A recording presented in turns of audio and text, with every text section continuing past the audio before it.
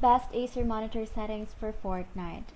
In this video, I'm going to show you how to optimize your Acer monitor for Fortnite to enhance visibility and responsiveness. Start by setting your refresh rate to the maximum your monitor supports, ideally 144Hz or higher through your Windows display settings. This will make gameplay smooth and fluid. Adjust brightness to about 60 to 75%.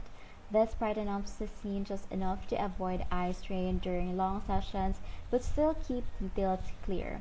Set contrast between 70 to 80%, which helps highlight enemies and building materials clearly.